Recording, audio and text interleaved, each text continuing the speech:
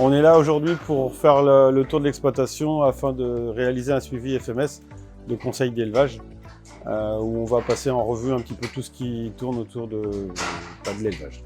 On va discuter de différentes choses afin de voir les points forts, les points faibles de l'exploitation et de mettre en avant comment faire évoluer l'exploitation mieux derrière.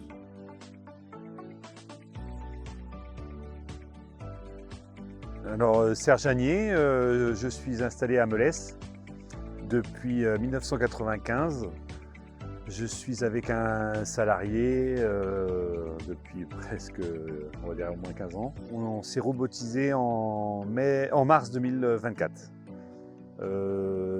Avant, nous avions une salle de traite qu'on avait originellement en 2x6, qu'on avait passé en 2x8. Et suite à quelques soucis de santé qu'on avait eu, lui et moi, quand l'autre avait la responsabilité de l'élevage, le temps que l'autre était en train de se retaper, on va dire, on avait trouvé ça assez lourd. Et du coup, avec la conjoncture qui était un peu plus favorable, on a décidé de franchir le pas de la robotisation. On nous a proposé donc un FMS et c'est vrai qu'on a apprécié au tout début, quand on s'est rencontrés au début de la mise en route, parce que ça nous a permis de faciliter l'appropriation du robot, quoi. Et on a continué après, ce qui n'était plus obligatoire, mais c'était plus un choix, que ça nous apportait l'optimisation du service sur la maîtrise du logiciel, les aspects techniques sur le choix des manchons, sur comment gérer si à un moment donné notre robot est saturé, comment on peut faire que ça passe mieux. Alors il y a plein de clés, de leviers, de baisser l'accès à certaines vaches, l'augmenter à d'autres. Et tout ça, c'est vrai que comme on a une masse d'informations qui nous arrivent au début, le FMS, lui, il simplifie vraiment la vie pour ça, quoi. Et donc Freddy vient sur l'exploitation à peu près 3 fois par an pour nous réajuster, puis on échange sur comment ça s'est passé les mois précédents, si on a eu des soucis, si on a fait des choses. Je pense que aussi le fait que lui circule dans beaucoup de fermes pour voir comment ça se passe, ça nous revient aussi sur les expériences des autres.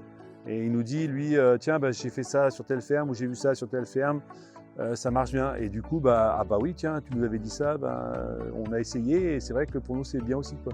Et donc, ça te fait gagner du temps, quoi. Donc, ça a un coût, mais l'œil extérieur, il le vaut, quoi.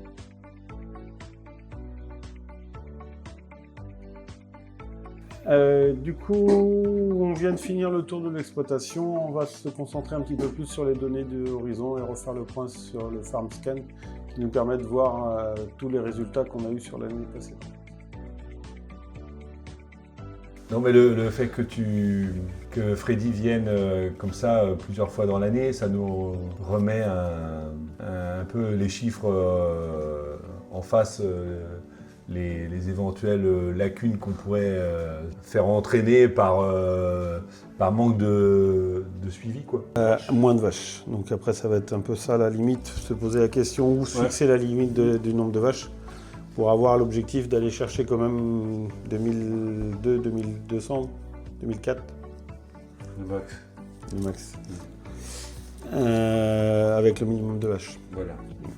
Le fait de refaire un suivi où on note un peu les résultats, de regarder un peu toutes les vaches, de savoir comment ça se passe, ça permet de voir comment ça évolue. Et puis des fois, ça nous permet d'aller diversifier sur d'autres sujets et puis d'ouvrir sur de différentes discussions, quoi. En progression, ce qui permet d'aller chercher un peu plus de lait sur ta stalle. Plus tu vas avoir une vitesse importante et plus tu vas pouvoir faire de lait sur ta stalle.